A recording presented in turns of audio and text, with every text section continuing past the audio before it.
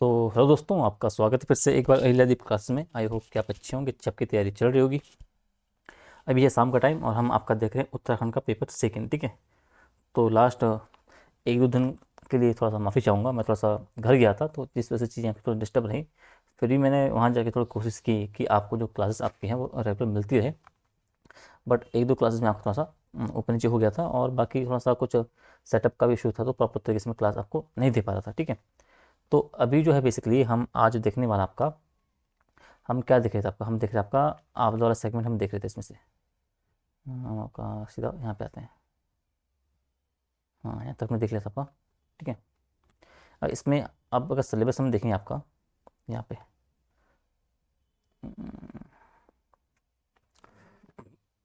Syllabus syllabus किधर के आपका।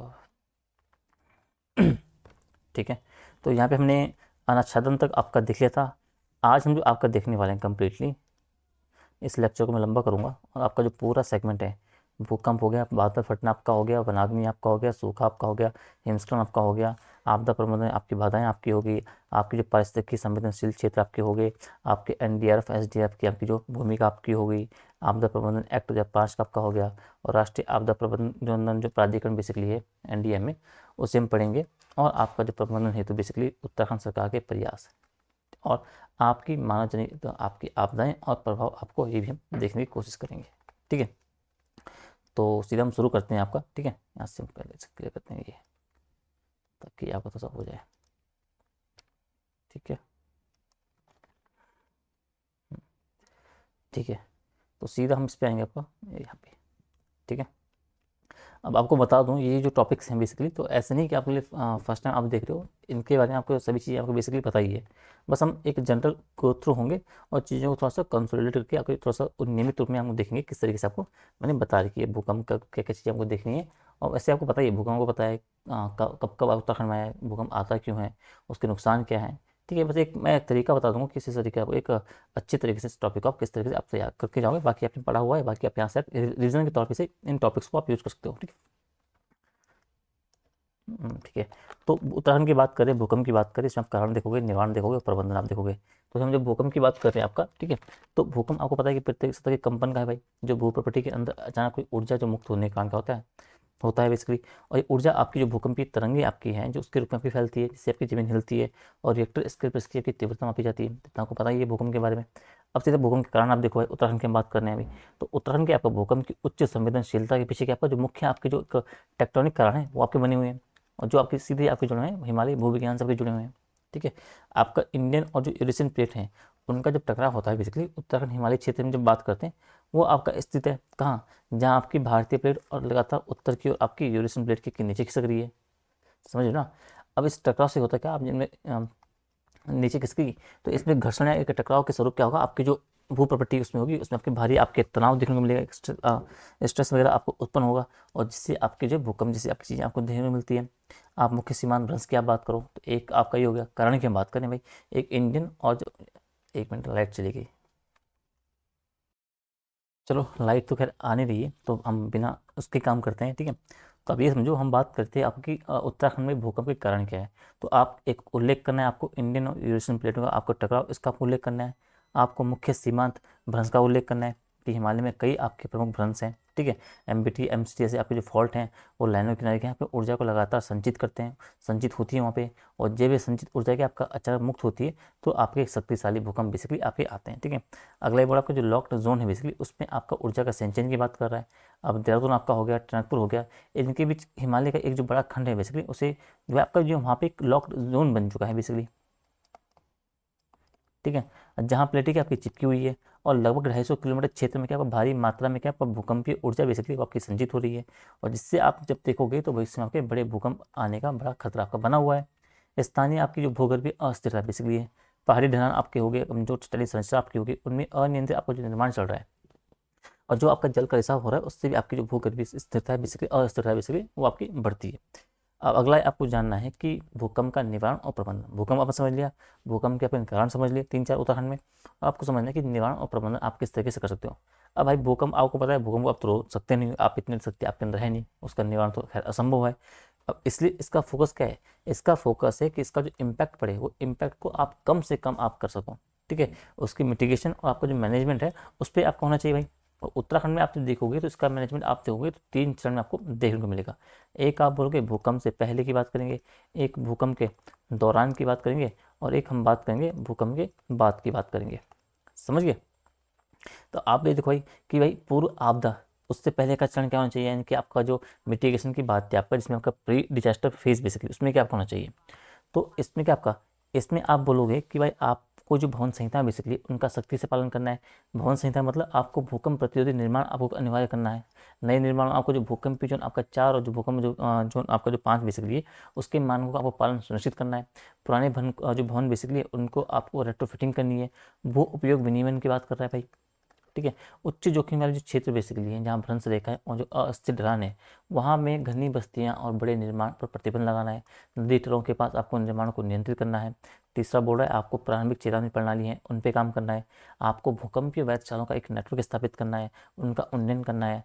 और हालांकि हम देखेंगे तो भूकंप की भविष्यवाणी मुश्किल है, पर झटके आने के बाद क्या त्वरित चेतावनी से आपका बचाव का समय आपको मिल सकता है बेसिकली। ठीक है, क्षमता निर्माण की बात कर रहे हैं भाई। आपदा मित्र आपके हो गए, स्थानीय समुदाय बेसिकली हो गए, खोज एवं बचाव आपका हो गया, और इन्हें प्राथमिक चिकित्सा का प्रशिक्षण देना। आपके स्थानीय मित्र आप लोग आपके हो गए, जो आपके पंचायत हो गया, बाकी जो आपके आपदा मित्र बेसिकली उनको आपका सर्च एंड रेस्क्यू आपका हो गया, जो आपका प्राइमरी आपकी चिकित्सा है उसका आपको प्रशिक्षण आप दे सकते हो। आप आपदा योजना की आप बनाओगे भाई कि जिला आपदा प्रबंधन योजना, आपके भूकंप के लिए विशिष्ट प्रतिक्रिया आप योजनाएं तैयार करोगे। तो आपका ये पूर्व का हो गया। अब जब भूकंप आ गया, आपदा आ गई, उस टाइम पे क्या हो गई, आप खोज और बचाव की बात करोगे कि एसडीआरएफ आपका हो गया, एनडीआरएफ आपका हो गया। इनकी टीमों को आप तुरंत प्रभावित क्षेत्रों में आपको भेजना आपका हो गया। मलबे के नीचे दबे लोगों का निकालना हो गया। ये आपका खोज बचाव में आपका आ जाएगा। आपातकालीन चिकित्सा की बात आप करोगे भाई कि आपदाग्रस्त क्षेत्र में क्या आप त्वरित चिकित्सा सहायता आपको होगी।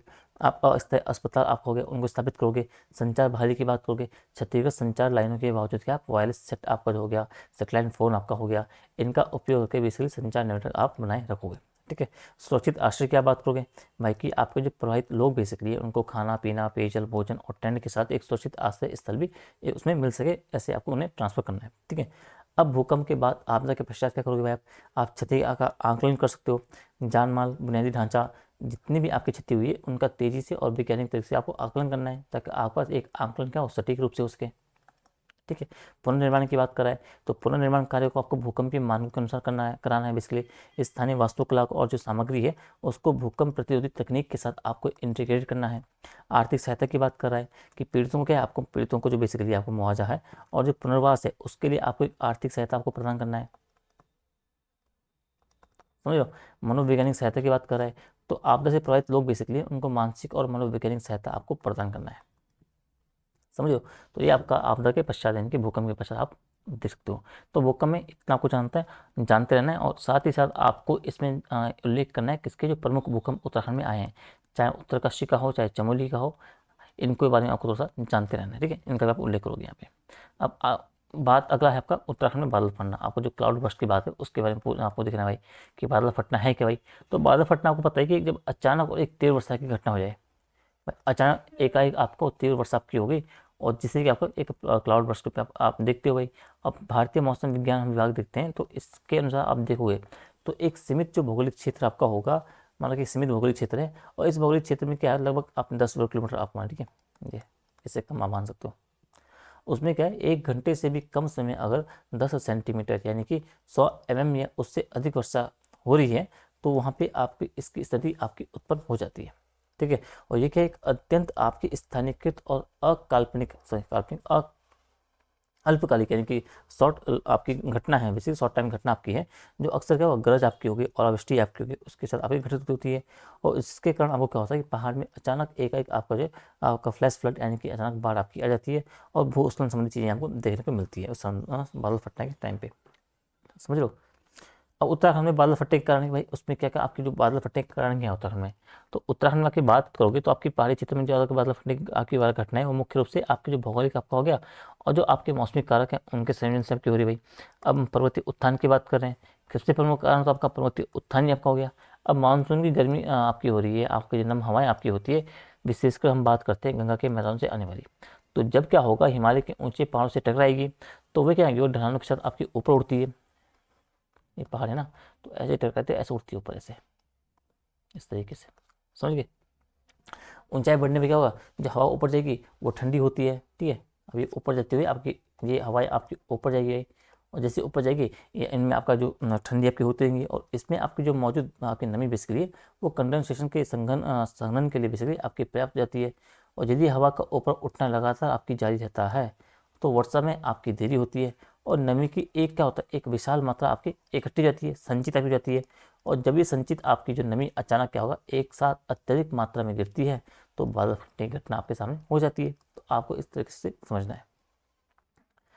अब स्थानीयकृत वायुमंडलीय अस्थिरता की बात करूँ भाई, तो पहाड़ी घाटियों में क्या आपका हवा का धीमा संचयन बेसिकली है, वो भी बादलों को एक स्थान पर नमी संचित करने का समय देता है, जिससे आपका स्थानीयकृत और आपकी तीव्र वर्षा होती है।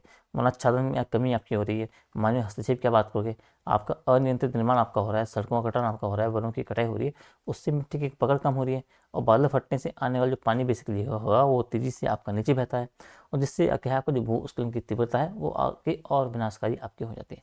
तभी तो आप देखते हो जैसे आपको पानी आता है ना एक, तो उसमें कितने सारे पेड़ पौधे मिट्टी पत्थर सब आते हैं, तो उसी के कारण है आपका। ठीक है, तो कारण में आप इन बातों का उल्लेख करो कि आपका बादल फटने की जो घटना है उसमें क्या क्या कारण आपको देखने को मिलते हैं। पर्वतीय उत्थान की बात करोगे आप, स्थानीयकृत आप वायुमंडलीय अस्थिरता की बात करोगे, और वनाच्छादन में जो कमी बेसिकली मानव हस्तक्षेप है इसका आप उल्लेख कर सकते हो, ताकि उसकी जो उससे उसकी तीव्रता जो बढ़ रही है आप उसे बता पाओ।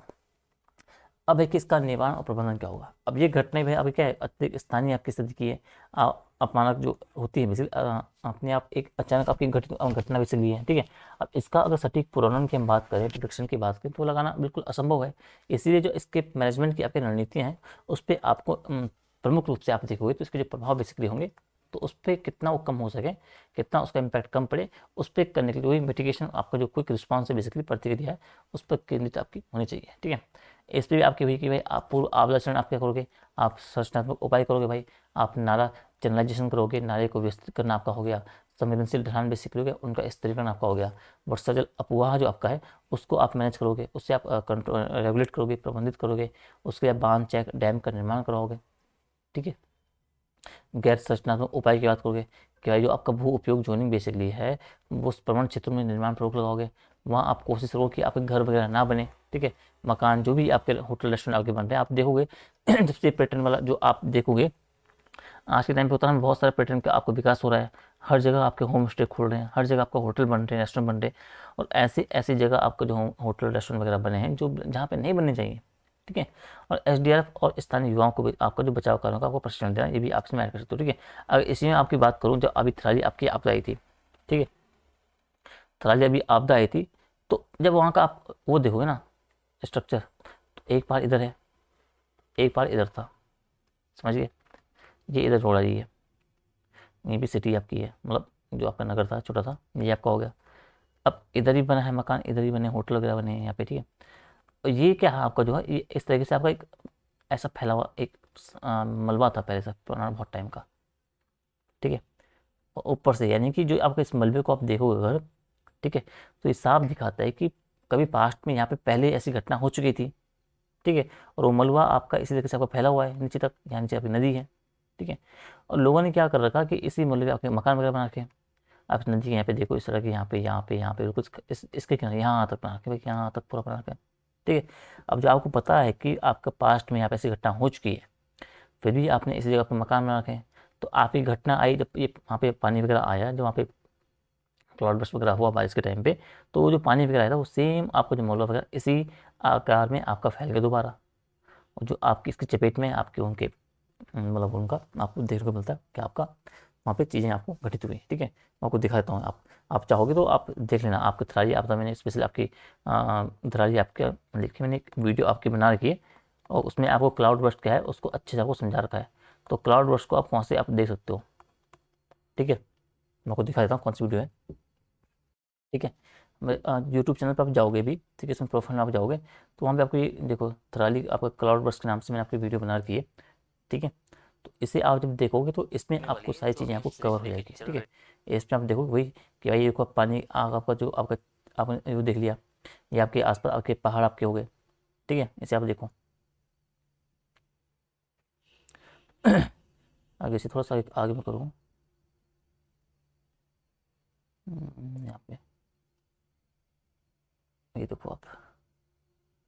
ठीक है, तो वो देखो जैसे बोल रहा ना आपका, तो ये क्या आपका इसी तरीके से आपका मलबा है, देखो ये आपका यही मलबा आपका पहले से आपका आ रखा था, और यही आपका जो आपके उन्होंने मकान वगैरह जितनी आपकी संरचना वगैरह थी, निर्माण वगैरह आपका कर रखा था, वही आपकी चीज़ें आपकी क्षतिग्रस्त हुई बेसिकली। ठीक है, तो कहने का मतलब ये देखो, आप मैं आपको दिखाते हैं पिक्चर, आपको ज़्यादा स्पष्ट आपको हो पाएगी।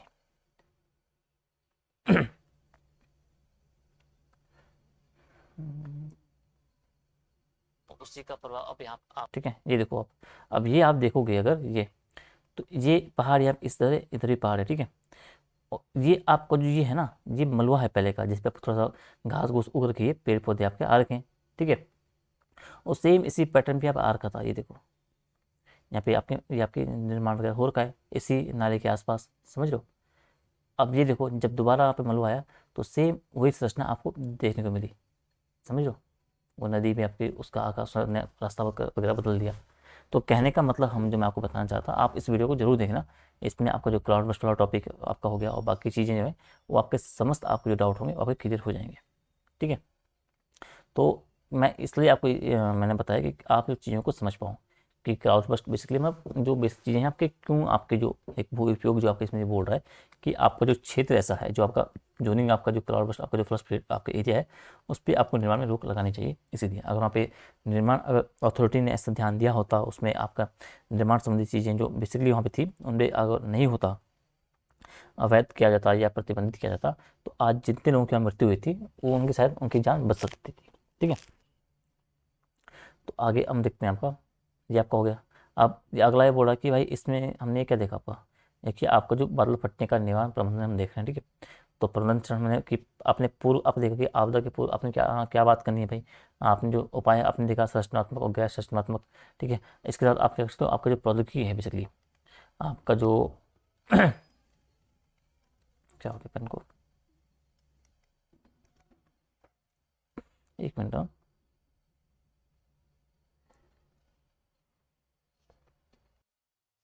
ठीक है, तो ये तो हो गया। अब अगला दो आपने देखे कि भाई करोगे, और आप गैर संरचनात्मक उपाय करोगे। उसके अलावा आप क्या कर सकोगे, आपका जो एक प्रौद्योगिकी है, आपका जो टेक्नोलॉजी है, आप जो डॉपलर वेदर रडार बेसिकली हैं, उनको जो है नेटवर्क का विस्तार करोगे, अधिक से अधिक संख्या में आप इन्हें स्थापित करोगे, जो क्या करेगा, जो कम समय में आपको जो वर्षा की तीव्रता बेसिकली है, इनको ट्रैक करने में आपकी मदद कर सकता है, ठीक है। अब आपदा के दौरान आप क्या बोलोगे भाई, कि आप त्वरित प्रक्रिया प्रतिक्रिया जो हमने ऊपर देखी सेम हुई, वो भी आपको यहीं पे डालना है, ठीक है। आपका संचार की बात हो, आपके चेतावनी की बात हो, वो सब इन जो ऊपर में पढ़ा था, उन चीज़ों को आपको यहाँ पे उल्लेख करना है। आपदा के पश्चात आप कहोगे कि आप राहत बचाव की बात करोगे, आप पुनर्वास और पुनर्निर्माण की बात करोगे, जल जनित जो रोग बेसिकली उनकी रोकथाम, आप इसे एक अलग पॉइंट आप जोड़ सकते हो कि भाई जब बाढ़ प्रभावित क्षेत्र है, वहाँ में आपका स्वास्थ्य आपका हो गया और स्वच्छता आपका हो गया, उन पर क्या है आपको विशेष ध्यान आपको देना है, ठीक है। तो आपदा के पश्चात आप इन बातों पर आपका ध्यान रख सकते हो, ठीक है। फिर वनाग्नि की बात आती है, तो वनाग्नि की बात आपको पता ही है भाई कि उत्तराखंड की एक वनाग्नि की आपकी आम बात है, ठीक है। यहाँ हर साल आपकी आग लगती है। आपको जो मानव निर्मित आपके जो आप हो गया एक ऐसी आपदा है, जो प्राकृतिक तो है ही, प्राकृतिक के साथ साथ आपको जो मानव निर्मित आपकी सह प्राकृतिक आपदा है भाई, जो हर साल आपका विशेष तौर पर आप देखोगे तो ग्रीष्मकाल जब आता है मार्च से लेकर जून तक, उसमें आपका भयंकर रूप ले लेती है। और इससे आप क्या दावानल भी आप कहते हो भाई, ठीक है। तो इसे आपको थोड़ा सा जानते रहना है। अब वनाग्नि है क्या एक्चुअल में, तो हम वनाग्नि इसे हम बोलते हैं जंगल की आग बोलते हैं। और किसी भी आप मानो कि प्राकृतिक वन क्षेत्र में अगर अनियंत्रित रूप से आपकी एक फैलने वाली आग आपकी वनाग्नि है। और उत्तराखंड में आपदा ना केवल वन संपदा को नष्ट करती है, बल्कि पर्यावरण आपका हो गया, वन्य जीव आपका हो गया, स्थानीय समुदाय आपका हो गया, इसके लिए भी आपका गंभीर खतरा आपका उत्पन्न करती है, ठीक है। ठीक है, तो इसमें आपने ये देखा कि वनाग्नि है क्या भाई, ठीक है। और आप ये देखो कि वनाग्नि के कारण क्या है, आपको ये आपको दो तरीके से आपको देखने हैं। एक आप बोलोगे इसमें क्या है, आपका क्या आपके नेचुरल कॉजेज हैं, और क्या आपके जो आपके मानव निर्मित आपके क्या आपके उसके कारण हैं। अगर आप प्राकृतिक कारण की बात करोगे, तो आपका जो शुष्क मौसम आपका रहेगा भाई, तो लंबे समय तक आपको वर्षा की कमी आपकी बनती है गर्मी के मौसम में, अत्यधिक ऊपर से गर्मी आपकी पड़ रही है। एक मिनट हाँ सॉरी हाँ। तो ये अब बोला है कि प्राकृतिक कारण बेसिकली, तो प्राकृतिक कारण आपको एक तो आप बोलोगे एक तो शुष्क मौसम रहता है, एक लंबे समय तक गर्मी रहती है, ऊपर से बारिश नहीं पड़ रही है। ऊपर के साथ साथ आप बोलोगे कि अत्यधिक जब गर्मी पड़ेगी तो उससे आपका जो जंगल कूड़ा करकट आपका होता है, जो सूखी घास पत्तियाँ आपकी टहनियाँ होती हैं, वो अत्यधिक शुष्क और जो ज्वलनशील आपका वो आपकी उस स्तर तक पहुँच जाती है। ऊपर से आप बोलोगे कि बिजली गिरना आपका हो गया। अब प्राकृतिक रूप से आपको जो बिजली गिरने से भी आपकी जो सूखी घास आपकी हो गई, जो लकड़ी हो गई, उसमें आग लग सकती है, ठीक है। अब हालांकि इसमें आपका योगदान थोड़ा कम है, लेकिन अगर थोड़ा सा आप ये मानो कि आप टेम्परेचर बहुत ज़्यादा है, हल्की से अगर चिंगारी पत्थर हो गया, आपस में टकरा गई किसी कारण से गिरते हुए, तो आपकी एक चिंगारी लग जाती है, और इतने गर्म टेम्परेचर में आपके स्वाभाविक रूप से आपकी आग पकड़ जाती है। ऊपर से उत्तराखंड में एक बड़ा भाग आपका चीड़ के जंगलों का है, और जो चीड़ की लकड़ियाँ आपकी होती है ना, वो बहुत ही ज्वलनशील होती है, उनकी आग वो बुझती नहीं, जिससे आपका वो निकलती है, किससे, आपका राल बनती है वो सब, ठीक है, लीसा वगैरह। तो ऐसे में क्या आपको आग जो है आपकी फैलती जाती है, आपकी आसानी से रुकती नहीं है, ठीक है। तो आपको प्राकृतिक कारण में आप इन बातों का उल्लेख कर सकते हो। अब फिर आप बात आई मानव निर्मित कारण की। इसमें आपकी चीड़ की पत्तियां, बेसिकली पिरुल की हम बात करें, अब उत्तराखंड के जंगलों में आपको जो चीड़ है उसके पेड़ बहुतायत में बने हुए हैं, ठीक है। अब चीड़ की सूखी पत्तियां भी क्या है, पिरुल अत्यधिक आपकी ज्वलनशील होती है। अब आग को क्या करती है, ये तेजी से फैलाने में आपकी बहुत ज़्यादा मदद करती है, ठीक है। और स्थानीय लोग अक्सर जो क्या है, पिरुल पिरुल आपका जलाने के लिए आपका आग लगाते हैं। अब पिरुल आपका ये बेसिकली होता है ना, ये आपका झड़ता रहता है जैसे सूख जाता है, ठीक है। और पूरे जंगल में आपका ये बिल्कुल एक चादर चादर टाइप की बिछ जाती है, ठीक है। और वो बहुत ही आपकी एक होती है फिसलन भरी, और जो आपको फिसलन भरी होती है तो उससे होता क्या है कि आप जो जंगल वगैरह जाते हो अपने आपके क्षेत्र में, तो आप ना ही प्रॉपर तरीके से जा पाते हो, ना चल पाते हो, उसमें फिसलने का डर रहता है। आपकी जो गाय भैंस होती है, उनके कई बार वो गिर के उनकी मौतें हो जाती है। कई बार आप जो चारा लेने गया है, जो कि आपका जो औरतें वगैरह है, उनकी चोट लग जाती है। तो इस वजह से लोग क्या करते हैं कि वहाँ पे आप अच्छी घास आपकी दोबारा उग सके, छोटी छोटी घास, और वो आपका जंगल साफ हो सके उन पेड़ों से, इसलिए उन आपके पेड़ों में आप पहले आग लगा देते हो, और वो आग क्या होती है, आपकी अनियंत्रित आपकी हो जाती है, ठीक है। ये भी आपको बोल सकते हो। आप कृषि संबंधी कार्यों की बात करोगे भाई, अब किसान क्या अक्सर सूखी घास को क्या जलाने या नई फसल पे आप जमीन तैयार करने के लिए क्या आग लगाते हैं, जो जंगल तक फैल जाती है। लापरवाही की बात करोगे भाई, आपका कैंप फायर आपका हो गया, बीड़ी सिगरेट जलाना आपका, फेंकना आपका हो गया, या लापरवाही से आपकी छोटी की जो आग की चिंगारियाँ हैं, वो भी आग का एक सर्वाधिक प्रमुख आपका कारण बना हुआ है। और कई के लोग तो ऐसे होते हैं कि जानबूझ के आग लगाते हैं, उन्हें मज़ा आता है जलाने में, पता नहीं कि बहुत सारे ऐसे मानसिकता के लोग मैंने देखे हैं।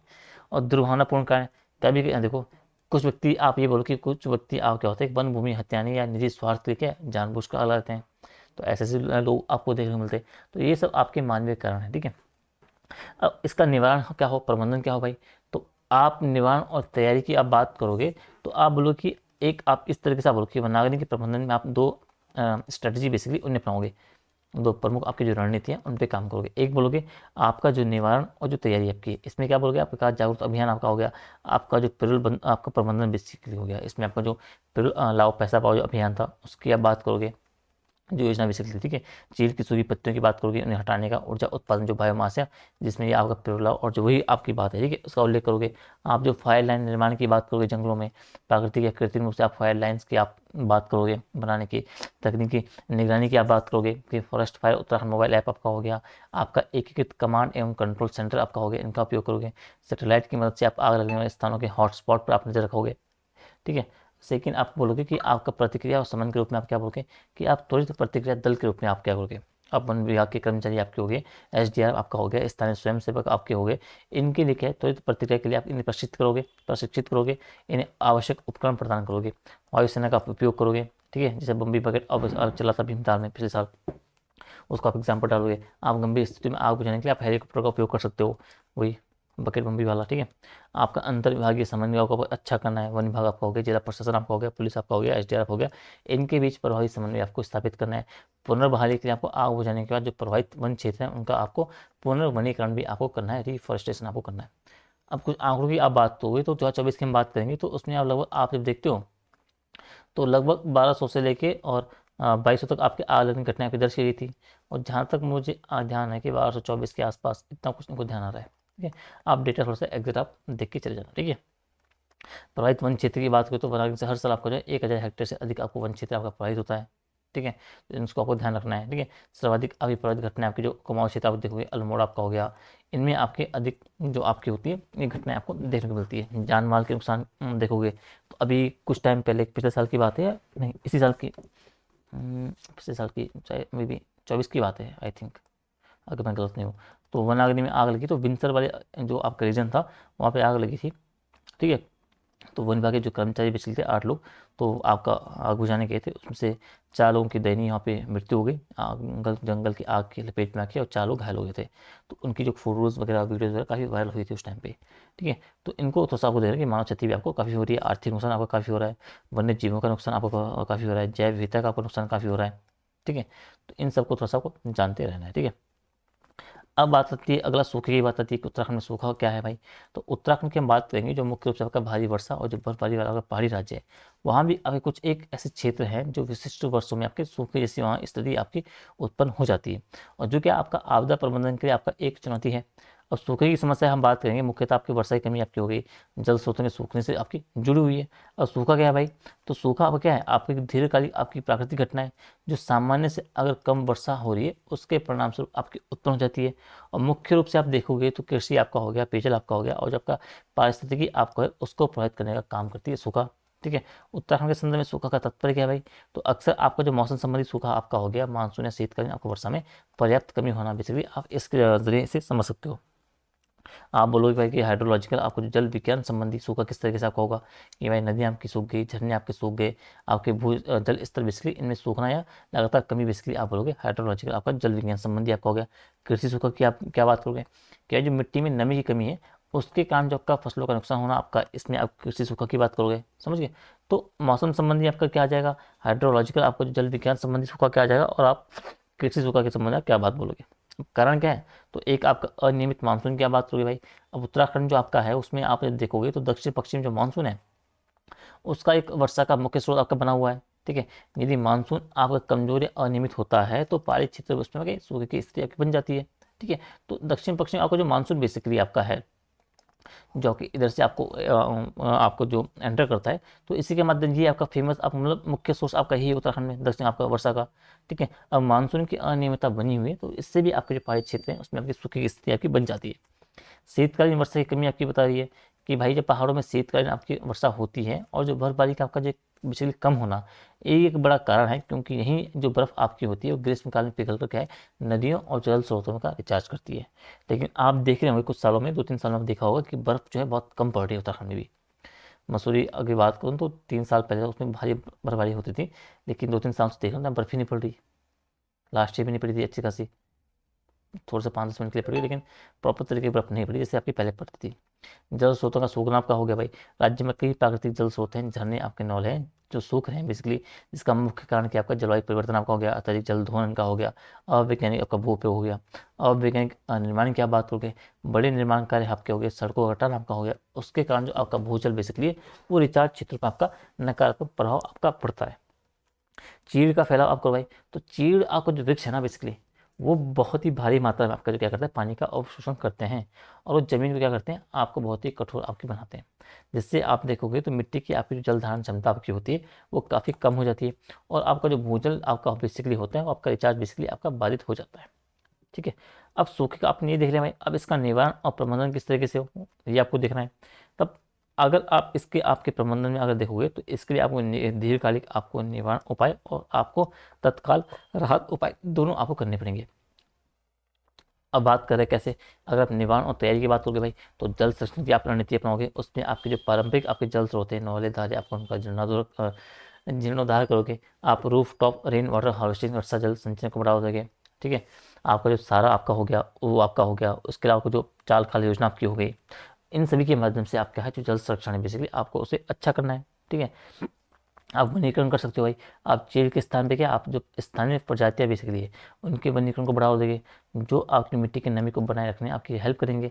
कृषि प्रबंधन की बात कर रहा है, सूखे के प्रति क्या आपको प्रतिरोधी फसल किस्मों को आपको बढ़ावा देना है, किसानों को आपको फसल बीमा योजनाओं से जोड़ना है बेसिकली, सिंचाई का आपको एक मॉडर्नाइजेशन करना है, आपको ड्रिप इरिगेशन आपका हो गया, स्प्रिंकल जैसी आपकी जल कुशल सिंचाई बेसिकली है, इन तकनीकों को अपने आपको बेसिकली अपनाना होगा, ठीक है। प्रतिक्रिया और राहत की बात कर रहा है कि आपको सूखा आकलन करना है, वर्षा की कमी जल स्तर में कमी इनको होती है, आपको नुकसान के आधार पर सूखे की घोषणा करना है। पेयजल आपूर्ति की बात कर रहा है, प्रभावित गांव में आपको टैंकरों के माध्यम से आपातकालीन पेयजल आपूर्ति आपको सुनिश्चित करना चाहिए। आर्थिक सहायता भाई, जो प्रभावित किसान हैं उनको एसडीआरएफ या अन्य आपकी सरकारी योजनाओं के माध्यम से आपको वित्तीय सहायता और कृषि ऋण की सुविधा आपको प्रदान करनी है। और पशुधन प्रबंधन की बात करें कि सूखे की स्थिति में आपको पशुओं के लिए चारा और पानी की भी उपलब्धता आपको सुनिश्चित करना आपका दायित्व बनता है, आपको ये भी करना पड़ेगा प्रतिक्रिया और राहत के अंतर्गत, ठीक है। तो सूखे को आपको इस तरीके से आपको थोड़ा सा देखते रहना है, ठीक है। अब है आपका एवलेंच, यानी कि उत्तराखंड में जो हिमस्खलन बेसिकली इसको आपको थोड़ा सा देखते रहना है, ठीक है, ठीक है। अगला आपका है उत्तराखंड में हिमस्खलन। तो उत्तराखंड के आपको जो एक क्या है, आप एक ऊंचा हिमालय क्षेत्र बेसिकली है, और विशेषकर आप जब देखते हो तो यहाँ पे एक जो हिमस्खलन बेसिकली वो आपका गंभीर आपदा बन जाती है। ठीक है, कि काफ़ी आपका जो क्षेत्र बेसिकली पहाड़ी क्षेत्र आपका है, काफ़ी ऐसे आपके चोटियाँ हैं जहाँ पे आपको भारी मात्रा में यहाँ पे आपको बर्फ देखने को मिलती है। ठीक है, इस घटना को आप देखोगे तो भारी बर्फबारी आपका हो गया, अगर तापमान आपका जो बदलाव आपका हो रहा है टेम्परेचर में, उसके कारण बेसिकली आपको एवलांच की घटना आपको देखने को मिलती है। ठीक है, अब हिमस्खलन बेसिकली है क्या? तो हिमस्खलन को आप एवलांच भी बोलते हो। ठीक है, आप ये समझो कि तेज़ी से अगर नीचे की ओर अगर जो खिसकने वाली बर्फ़ हो गए, बर्फ़ के बड़े टुकड़े हो गए, मलबे हो गए, बड़े ढेर हो गए, जब अचानक बड़ी तेज़ी से नीचे आते हैं तो आपकी जो घटना होती है वो आप बोलोगे हिमस्खलन हो गया भाई। ठीक है, और जो पहाड़ी ढलानों पर बेसिकली आपका जो ग्रेविटी है उसके प्रभाव से भी आपका होता है। ठीक है, तो अगर आप देखो इसमें आपका बोलोगे स्लैब हिमस्खलन भाई, तो ये आ गया एक सबसे खतरनाक आपका प्रकार है बेसिकली, जिसमें क्या हुआ, जिसमें बर्फ़ की एक बड़ी जो कठोर आपकी परत होगी वो टूटकर एक साथ आपके नीचे खिसक जाएगी। ठीक है, और उत्तराखंड में आप देखोगे तो बद्रीनाथ आपका हो गया, माणा आपका हो गया, इनके जैसे आपके जो ऊंचे क्षेत्र हैं यहाँ आपका जो खतरा है ज़्यादातर आपका होता है। हिमस्खलन की गति आप बात करोगे तो 320 किलोमीटर प्रति घंटे से भी अधिक आपकी हो सकती है, जिससे ये आपका है अत्यंत आपका विनाशकारी आपका हो जाता है। ठीक है, अभी जब अक्टूबर 2022 में आप देखोगे, ठीक है, तो सरिता कंसवाल जी का देहांत हो गया था इसी उत्तरकाशी में आपका द्रौपदी के डांडा में एवलांच के कारण। ठीक है, तो इसको आप कोट कर सकते हो एग्जाम्पल में, आंसर आप लिस्ट में लिखते हो। उत्तराखंड में हिमस्खलन के कारण क्या बात हो रही है कि क्या क्या आपके कारण बने हुए हैं, तो कई आपके तो प्राकृतिक कारण है और कुछ हद तक मानव भी आपके जिम्मेदार हैं जिनके द्वारा जो कारण आपके बने, खासकर कहाँ जो आपके 400 मीटर से अधिक ऊंचाई पर हैं। भारी हिमपात क्या बात करोगे कि भाई जब एक छोटी अवधि में अतिरिक्त बर्फबारी होती है उससे आपके ढलानों पर क्या होता है, एक बर्फ का भार जो है अचानक बढ़ जाता है, जिससे आपकी क्या होती है जो निचली परत आपकी होती है उस पर अतिरिक्त तनाव पड़ता है और संतुलन आपका बिगड़ जाता है। तापमान में आप परिवर्तन की बात करोगे, अचानक तापमान क्या होगा, आपका वृद्धि होगी, बर्फ पिघलने लग जाती है, जिससे आपकी जो बर्फ की परतों के बीच आपकी पकड़ होगी वो आपकी कमजोर हो जाएगी और वो पिघलना आपका शुरू कर देंगी। और स्थिर ढलानों की बात करोगे बात, हिमालय की अगर तीव्र और आपके जो अस्थिर ढलान है वो भी हिमस्खलन के आपके लिए प्राकृतिक रूप से आपको संवेदनशील होती है, तो इसको आपको सबसे देखते रहना है। ठीक है, आपके भूकंप की गतिविधि क्या बोलोगे, जैसे भूकंप आएंगे तो उनसे आपके जो बर्फ की आपके जो स्लैब वगैरह होंगे उनको ढीला कर सकते हैं। आप मानव हस्तक्षेप की बात करोगे, अब ऊंचे पर्वतीय क्षेत्रों में आप जैसे सड़क निर्माण करोगे, सुरंग खोदोगे, अनावश्यक हल्ला मचाओगे, शोर करोगे, कंपन करोगे, स्कीइंग ट्रैकिंग, इन सब के बर्फ से आपकी जो नाजुक परतें बेसिकली होती है वो भी उसमें आपको व्यवधान उत्पन्न हो सकता है। ठीक है, अब इसका निवारण और प्रबंधन क्या हो भाई, अब मुख्य रूप से इसमें आपको क्या है, एक तो जोखिम की पहचान करनी है और इसमें आपका त्वरित प्रतिक्रिया वो आपके शामिल है। आप क्या करोगे, आप क्षेत्रीय जोनिंग की बात करोगे भाई, आप निर्माण तैयारी में क्या करोगे, आप जो हिमस्खलन जो प्रवण आपका जो क्षेत्र है उनकी पहचान करोगे और उन क्षेत्रों में निर्माण हो गया, पर्यटन हो गया, सेना के मूवमेंट हो गए, इन सभी को बेसिकली वहाँ एक प्रतिबंधित करने का काम करोगे या नियंत्रित करने का काम करोगे। सुरक्षा सूचना संरचनाओं की बात कर रहा है कि भाई बर्फ़ के बड़े ढेर आपके हुए उनको तोड़ने और जो बर्फ़ के द्रव्यमान बेसिकली है उनके संचलन को नियंत्रित करने के लिए क्या आप ढलानों और जो बैरियर बेसिकली हैं और जो आपका डिफ्लेक्टर बेसिकली है, स्नो फेंस जैसी आपकी संरचना आप बनाओगे। ठीक है, ठीक है, अगला क्या बोल रहा है कि भाई जो प्रारंभिक चेतावनी बेसिकली है उसमें क्या है कि भाई भारतीय सेना आपका हो गया, डीआरडीओ आपका हो गया, और आपकी जो हिमस्खलन इनकी जो हिमस्खलन आपका अनुसंधान इकाइयाँ बेसिकली है जैसे आपका SCSC आपका हो गया, तो बर्फ़ की परतों और जो मौसम की स्थिति है इनकी लगातार निगरानी करेंगे ताकि समय पर आपकी चेतावनी को जारी कर सकें। ठीक है, आप इसरो की हेल्प ले सकते हो, उनकी जो सैटेलाइट इमेजिंग है बेसिकली उनके उपयोग करते हो, उनके उपग्रहों के उपयोग उनके माध्यम से आप क्या कर सकते हो, आप देख सकते हो कौन कौन से क्षेत्रों में आपके जो कौन से आपके ज़्यादा संभावित क्षेत्र हैं खतरे संबंधी। ठीक है, जागरूकता की आप बात करोगे, आप जो पर्वतारोही बेसिकली हैं, पर्यटक आपके निर्माण कर्मी हुए, इनको हिमस्खलन के जोखिम और जो बचाव प्रक्रिया इनके बारे में आप शिक्षित करने का काम करोगे। ठीक है, अब प्रतिक्रिया और राहत के रूप में क्या करोगे, आप त्वरित बचाव की बात करोगे, आप विशेष उपकरण की बात करोगे। ठीक है, ITP हो गया, भारतीय सेना आपका हो गया, NDRF SDRF इनकी टीमों को आप कुछ ऊंचाई तक आप तैनात करने का काम कर सकते हो। बर्फ़ के नीचे दबे लोगों को पता लगाने के लिए आप जो बर्फ में प्रवेश करने वाले आपका जो एक रडार आपका है और जो आपके अन्य आधुनिक आपके खोज उपकरण हैं उसको आपको उपयोग करना है। चिकित्सा सहायता की बात कर रहा है, आपको जो घटना स्थल पर आपको आपातकालीन चिकित्सा आपका हो गया, हाइपोथर्मिया से बचाव के लिए आपको सुविधाएं प्रदान करनी है। वायु सहायता के लिए आप क्या है, वायु सेना के हेलीकॉप्टर का उपयोग कर सकते हो। ठीक है, तो इनके माध्यम से आपको थोड़ा सा दिखते रहना है। ठीक है, अब है अगला कि आपदा प्रबंधन में आपको मुख्य बाधाएं आपको देखनी है बेसिकली। ठीक है, तो इसमें हम थोड़ा सिलेबस देखो आप।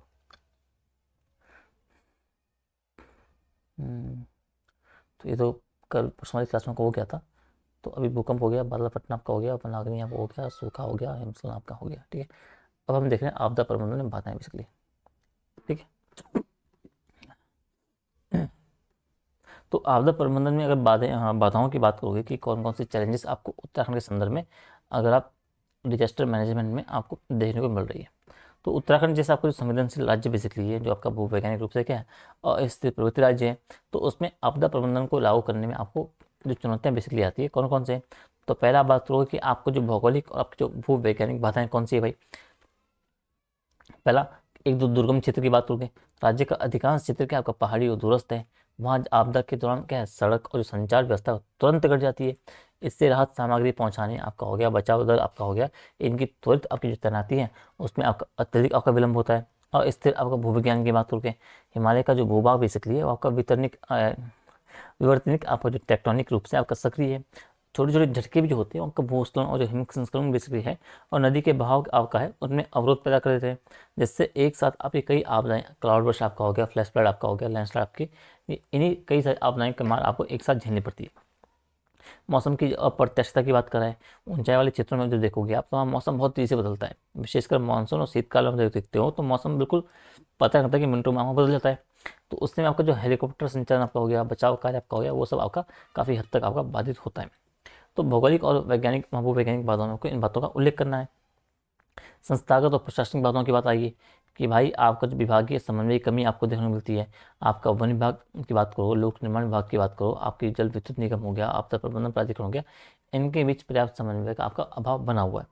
उससे त्वरित प्रतिक्रिया है उसमें आपकी देरी होती है। अकुशल मानव संसाधन की बात करोगे भाई, अब हालांकि एसडीआरएफ एनडीआरएफ आपके प्रशिक्षित हैं, पर जब स्थानीय स्तर पर आपका जो आपदा प्रबंधन की समितियाँ आपकी होती है और जो स्वयं सेवक हैं उनको आधुनिक खोजें और जो आपके बचाव तकनीक है उनको जो प्रशिक्षण पर्याप्त मात्रा में दिया नहीं, उन्हें पता ही नहीं अधिकांशों को।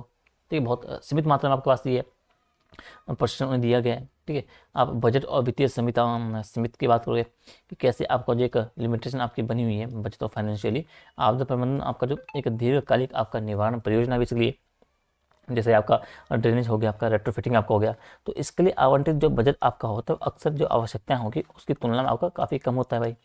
तकनीकी और वैज्ञानिक बाधाओं की बात करोगे, यानी पूर्वानुमान की सीमाएं की बात करोगे, बादल फटना। अब बादल फटना तो एक अत्यधिक आपका स्थानीयकृत आपकी होती है, जिससे आपका जो वर्तमान तकनीक आपका है वो भी इसका सटीक समय पर आपका है छोटे क्षेत्र का बेसिकली पूर्वानुमान नहीं लगा सकती है। आप भूकंप की बात करोगे, भूकंप की भविष्यवाणी करना तो आपका असंभव है बेसिकली। केवल आपके जो उच्च जोखिम वाले क्षेत्र हैं तो आप उन क्षेत्रों की पहचान कर सकते हो बस। आप बुनियादी ढांचे का दोषपूर्ण निर्माण की बात करोगे, संवेदनशील आपके क्षेत्र आपके हो गए, नदी किनारे आपका जो हो गया, वहाँ पर आपका जो भूकंप प्रतिरोधी मानक है उनका उल्लंघन किया जा रहा है खुलेआम। उनके उल्लंघन करके बनाए गए आपके पुल हो गए, सड़कें हो गई, भवन आ गए, वो आपदा के दौरान क्या सबसे ज़्यादा आपके पहले ढलते हैं भाई। डेटा और मैपिंग की कमी है, भूस्खलन आपका हो गया, हिमस्खलन आपका हो गया, जल स्रोत हो गए, कि इनके सूखने के खतरे हैं बेसिकली। तो उन खतरों की आपकी जो उच्च रेजोल्यूशन आपकी जो वाली जो कि मैपिंग बेसिकली है, रिस्क मैपिंग है, उनका अभाव बेसिकली आपको देखने को मिल रहा है। ठीक है, फिर आपको बोलना है कि सामाजिक और मानवीय बाधाएं कौन कौन सी है। तो आप बोलोगे अनियंत्रित आपको जो पर्यटन हो रहा है, अनियंत्रित आपको जो तीर्थाटन हो रहा है, तीर्थाटन तो नहीं है, सीधे आपको पर्यटन में बदल गया है। और जो तीर्थ क्षेत्र हैं आपको उन्होंने आपका क्षेत्रों को आपको पर्यटन स्थल में आगे बना के छोड़ दिया है। तो संवेदनशील क्षेत्रों में क्या क्या यात्रियों और जो वाहन बेसिकली उनकी अत्यधिक संख्या आपकी जो है, इसका चार धाम की बात करोगे तो उस दौरान आप देखते हो तो बुनियादी ढांचा आपको होता है, सो बेशक आपको बहुत ज़्यादा दबाव पड़ता है, और आपदा के दौरान जो भीड़ है उसको संभालना एक बहुत बड़ा मुश्किल काम आपका हो जाता है। चेतावनी को देखना अनदेखा करना बेसिकली, कई बार आप देखोगे तो मौसम विभाग आपको हो गया, प्रशासन की चेतावनी को क्या है स्थानीय समुदाय और जो पर्यटक बेसिकली गंभीरता से नहीं लेते हैं, जिससे हताहतों की संख्या आपकी बढ़ जाती है। समझो, कई बार आपको बोला जाता है कि आप सेल्फी मत लो ऐसे पहाड़ों पे जाके, आप ऐसे व्यू पॉइंट पे, नदी घाटों पे, गंगा के किनारे ऐसे किनारे, लेकिन लोग नहीं मानते, और फिर नहीं मानने पे उनका जो उनके साथ अप्रिय घटनाएं हो जाती है। अतिक्रमण की बात करोगे, अवैध निर्माण की बात करोगे, नदी के किनारे आप देखोगे विशेषकर प्राय आपके जो बाढ़ आपका जो क्षेत्र है, बाढ़ प्रवण क्षेत्र है, और आपका जो अस्थिर ढलान बेसिकली वहाँ पे अतिक्रमण हुआ है, अवैध निर्माण आपका हुआ है, और वो क्या करेंगे आपदा के खतरे को कई गुना तक आपका बढ़ा देते हैं। तो इन कारणों को आपको बताना है कि क्या क्या आपके प्रमुख चुनौतियां बेसिकली बनी हुई है उत्तराखंड में आपदा प्रबंधन में। आप बोलोगे कि भौगोलिक और जो भूवैज्ञानिक बाधाएं कौन कौन सी है, आप संस्थागत और प्रशासनिक बाधाएं कौन कौन सी है, आप तकनीकी और वैज्ञानिक बाधाएं कौन कौन सी है, और आपका जो सामाजिक और मानवीय बाधाएं कौन कौन सी है, इन सभी को आपको तीन टॉपिक में इसके अंतर्गत आप बताओगे, 4 3 12, 12 से 14 आपके जो है एग्जाम्पल आप मतलब एक 12 से 14 से लेके आपके जो चैलेंजेस आप बता पाओगे, ठीक है। फिर आप बोलोगे कि इन बातों को दूर करने के लिए उत्तर आंसर होगा इस तरह समुदाय आपका हो गया, उसको सशक्त बनाना है, विज्ञान तकनीक का अधिक उपयोग करना है, अंतर विभागीय समन्वय को मजबूत करना है, इसको आप निष्कर्ष रूप में आप यूज कर सकते हो, ठीक है। अब आगे आपका देखते हैं आगे आपका है एक्चुअल में, ठीक है। एक मिनट पानी पी लेता हूँ मैं, ठीक है। तो ये तो आपका हो गया कि जो क्या क्या आपके चैलेंजेस प्रमुख आप लोगों के संदर्भ में आपको मतलब एक प्रबंधन के रूप में आपको उत्तराखंड में देखने को मिल रहे हैं, ठीक है। आपदा प्रबंधन आपकी बातें, अब आपको देखना है कि आपका पारिस्थितिकी संवेदनशील क्षेत्र की आपको तो सही देख लो, और फिर हमको ये हम नोट से आपका देख लेंगे। ये आपका और ये आप कहीं भी देख लो, ठीक है। तो इसके लिए मैं क्या करता हूँ, इसके लिए आपका वो खोलता हूँ, सीधा आपका एक वन नोट खोलता हूँ, हम देखेंगे, ठीक है। ठीक है, ये आपका हो गया। अब इसमें जब बोल रहा है आपका जो पारिस्थितिकीय संवेदनशील क्षेत्र है, तो आपको इन क्षेत्र इस टॉपिक के आपको इन क्षेत्रों को मतलब उन क्षेत्रों के बारे में पता होना चाहिए जो पारिस्थितिकीय रूप से आपके काफ़ी संवेदनशील बने हैं, ठीक है। अब आप देखोगे कि जो आपके पारिस्थितिकीय संवेदनशील क्षेत्र आपके होते हैं वो आपका क्या होता है, वो आपकी जो जैव विविधता आपकी हो गई है, ठीक है। चाहे जैव विविधता हो, चाहे आपकी वनस्पति आपकी हो, चाहे आपका वन्य जीवन आपका हो, ठीक है। आपके जो जल संसाधन या जो वन संसाधन संसाधन बेसिकली है, उन सभी रूपों में आप देखोगे तो इन सभी रूपों में आप क्या है, ये पारिस्थितिकी प्रक्रियाओं बेसिकली उसके लिए आपके काफ़ी महत्वपूर्ण होते हैं, ठीक है। इनका इम्पोर्टेंस काफ़ी ज़्यादा होता है, ठीक है। अब इन क्षेत्रों में क्या है, आपको किसी भी तरह के जो कार्य होते हैं, जो विकास कार्य बेसिकली होते हैं, उनको क्या आपको जो पर्यावरणीय प्रभाव होता है बेसिकली, पर्यावरण जो प्रभाव का आकलन बेसिकली है, उसको करने के बाद यहाँ पे अनुमति दी जाती है, ठीक है। तो इन पारिस्थितिकीय संवेदनशील क्षेत्रों को आपको इस तरह से थोड़ा सा आपको जानते रहना है, ठीक है। साथ ही आप ये बोलोगे कि इन क्षेत्रों में आपकी जो दुर्लभ प्रजातियाँ आपकी होती है, आपके कई संकटग्रस्त आपके ऐसे जीव होते हैं, ऐसी प्रजातियाँ आपको देखने को मिलती है, उनका निवास स्थान आपके यहाँ पे होता है। कई प्रमुख आपकी नदियाँ होती है, उनका उद्गम स्थान यहाँ से आपको होता है, ठीक है। जो क्या कहते हैं कि जल चक्र वगैरह इस यहाँ पे आपकी महत्वपूर्ण भूमिका आपकी निभाती है, ठीक है।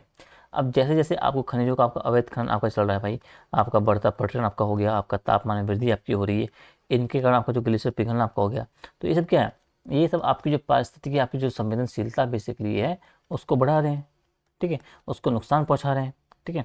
तो इसको आपको इतना ही जानना है भाई पारिस्थितिकी संवेदनशील क्षेत्र के संबंध में। अब कौन कौन सी आप उदाहरण संदर्भ एग्जाम्पल दोगे कि आप गंगोत्री आप ग्लेशियर की बात करोगे, ठीक है, आप गंगोत्री राष्ट्रीय उद्यान की बात करोगे, गंगोत्री राष्ट्रीय उद्यान की बात करोगे, आप बोलोगे कि भाई जो आपका नंदा देवी राष्ट्रीय उद्यान आपका हो जाएगा, उसकी बात करोगे, ये ठीक है। इसके अलावा जो आप फूलों की घाटी की बात कर सकते हो, ठीक है। तो इस तरीके से आपको प्रमुख ऐसे कुछ स्थिति आपको जो संवेदनशील पारिस्थितिकी रूप से आप जो संवेदनशील क्षेत्र हैं उनका आपको यहाँ पे उल्लेख करना है। तो इसमें आपको इतना ही आपको देखना होता है, ठीक है। तो पारिस्थितिकी संवेदनशील क्षेत्रों में कुछ ज़्यादा है नहीं, आपको इन क्षेत्रों के बारे में थोड़ा सा बेसिक आपको जानकारी होनी चाहिए कि कौन कौन से हैं और क्या क्या वहाँ पे चुनौतियाँ आपकी होती है, इनके बारे में आपको थोड़ा सा पता होना चाहिए। अब मानव जनित आपदाएं और प्रभाव बेसिकली इनको आप देख लो यहीं पे, तो इसको ये भी छोटा ही है, 2 4 आपदाएं कौन कौन सी आपके मानव जनित होती है उनको देख लो, फिर हम नोट्स में आपको वापस आते हैं, ठीक है। कहाँ गया, हाँ ठीक है, ठीक है। तो इसको आप देखो भाई, कोई नहीं क्लास शायद लंबी हो रही है पर कोई नहीं, हम इस टॉपिक का पूरा खत्म ही कर लेंगे। मानव जनित आपदा, ठीक है। तो जब मानव जनित आपदा की बात आती है तो इसमें आप ये समझो कि भाई ऐसी आपदाएं जिनका कारण जो बेसिकली आपके मानव बने हुए हैं, मानव के रूप में आपदाएं आपकी एक प्रमुखता एक विकराल रूप धारण कर लेती है और होती भी उसी संदर्भ में है, ठीक है। तो आप किन का बात करोगे कि आप बोलोगे कि जैसे भगदड़ मचना आपका हो गया, आपकी जो मॉब आपका हो गया, आपका भगदड़ मचना हो गया, तो ये एक आपकी जो मानव जनित आपदा आपको आप बोलते हो, ठीक है। अभी हाल ही में हरदा में आपने देखा होगा मनसा देवी मंदिर आई थिंक, ठीक है, मनसा देवी मंदिर, हाँ उसी में आपका हुआ था। तो वहाँ पे अचानक आपकी भगदड़ मच गई थी, भगदड़ मची तो वहाँ पे कई लोगों की आपकी मृत्यु हो गई थी। आप अभी जब आरसीबी जीती थी, आपका जो आईपीएल जीती थी, उस टाइम आपने देखा होगा कि वहाँ पे भगदड़ मची थी, वहाँ पे आपके लोगों की मृत्यु हुई थी। कई मेट्रो स्टेशन रेलवे स्टेशन वहाँ पे भगदड़ मच जाती है, मंदिर में आपकी भगदड़ मचती है, कई लोग आपकी वहाँ पे मौतें आपकी हो जाती है। अभी साउथ में आपका जो एक जो एक्टर है अभी जो नेता में कन्वर्ट हुए हैं विजय थलपति विजय मे बी, तो उनकी आपकी एक रैली चल रही थी, वहाँ आपकी भगदड़ मची थी, वहाँ कुछ लोगों की मृत्यु हुई। तो कहने का मतलब है कि भगदड़ जो आपकी एक मानव जनित आपदा आपकी है, ठीक है। और भगदड़ को आप ऐसा समझो कि एक ऐसी स्थिति है भाई, कैसी स्थिति है जहाँ पे अचानक क्या होगा, अचानक अचानक किसी भीड़ में क्या है अफरा तफरी मच जाए, कुछ भी कारण से, कुछ अफवाह से या किसी भी कारण किसी भीड़ में अफरा तफरी मच जाए, और उससे लोग क्या अनियंत्रित तरीके से एक दूसरे के ऊपर इधर उल्टे सीधे तरीके से आपके इधर उधर भागने लग जाएं। और उस स्थिति, ये स्थिति बेसिकली अत्यधिक आपकी क्या होती है, भीड़ भाड़ स्थानों में तब उत्पन्न होती है जब लोग क्या आपकी एक ही दिशा में भागने की कोशिश करते हैं, ठीक है, ऐसे ही आगे की तरफ, या ऐसे ऐसे एक साइड। तो उससे आपकी जो स्थिति होती है आपका कंट्रोल से बाहर जाती है, ठीक है। और उत्तराखंड में आपको जो आप प्रमुख घटनाएं बोलोगे, तो अभी जो इसका एग्जांपल देना, आपके जो रिसेंट में आपका हरिद्वार मनसा देवी में आपका हुआ है, इसके अलावा जो हरिद्वार में आपको हुआ था, कनकल क्षेत्र में आपका 2017-18 में आपको हुआ था, और 2011 में आपका हरिद्वार में कुंभ मेले के टाइम पे आप इसका बात करोगे, वहाँ हुआ था। तो दो तीन घटनाओं का आप जिक्र यहाँ पे कर सकते हो, ठीक है। तो मानव जनित में आप जब आपदाओं की बात होगी, आप पहली भगदड़ बात करोगे। दूसरा क्या बोलोगे, आपका जो औद्योगिक आपका प्रदूषण आपका हो रहा है,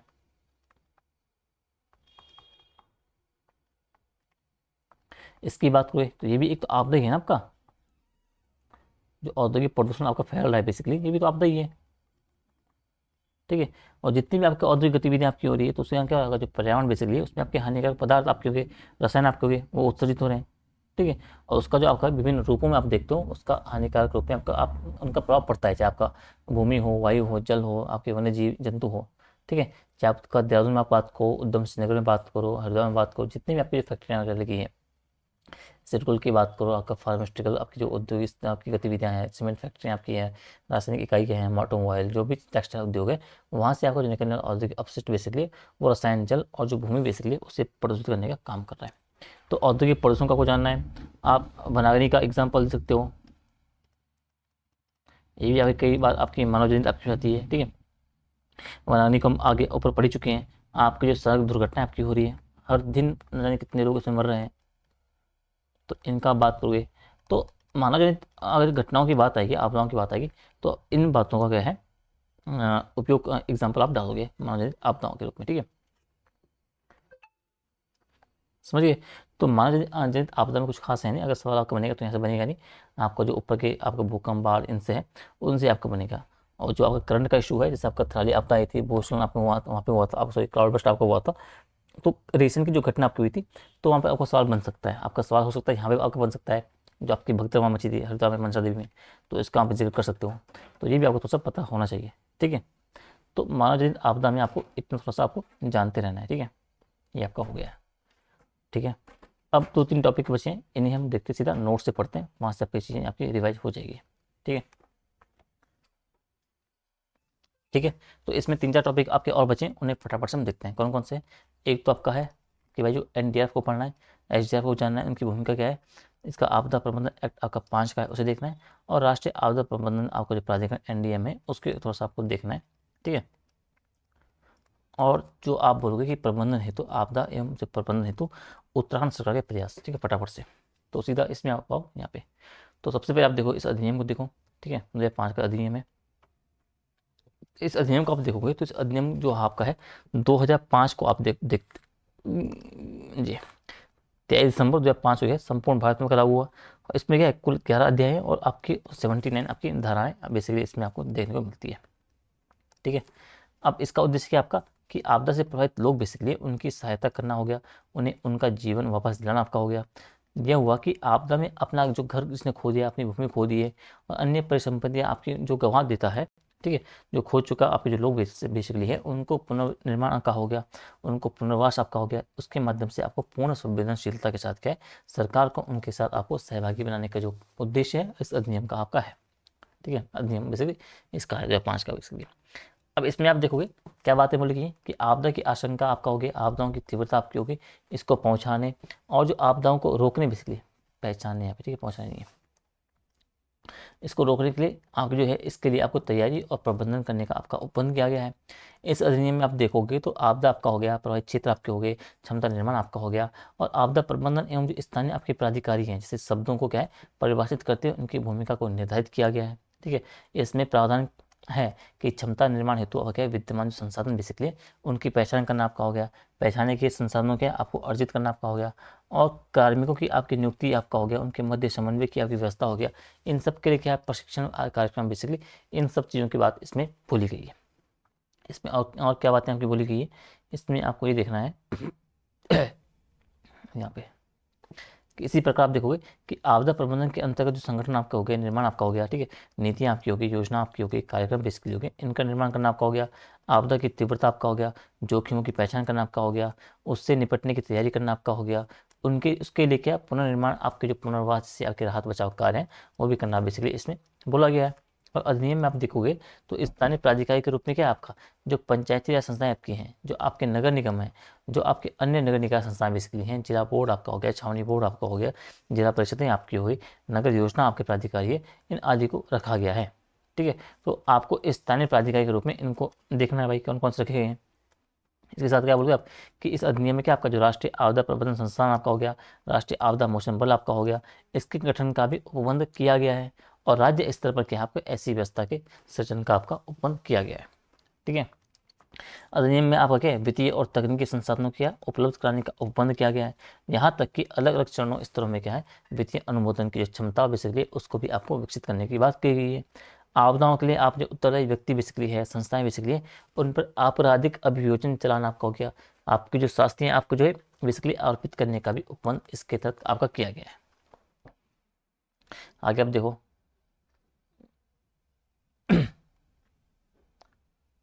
कि आपका इस अधिनियम में आप देखोगे तो प्रधानमंत्री की अध्यक्षता में क्या आपका राष्ट्रीय आपदा प्रबंधन प्राधिकरण और मुख्यमंत्री की अध्यक्षता में आपका राज्य आपदा प्रबंधन प्राधिकरण के साथ साथ जिला आपदा आपका जो प्रबंधन प्राधिकरण है उसके गठन का भी प्रावधान किया गया है। यानी कि एक आपका नेशनल लेवल पे है, ठीक है, एक आपका स्टेट लेवल पे बात कर रहा है और एक आपका डिस्ट्रिक्ट लेवल पे बात कर रहा है। ठीक है, तो इस तरीके का उपबंध इसमें किया गया है। ठीक है, तो आपका जो 2005 का जो आपका आपदा प्रबंधन अधिनियम था बेसिकली आपको उसको थोड़ा सा जानते रहना, इसमें इन बातों का उल्लेख किया गया है। ठीक है आगे हम देखते हैं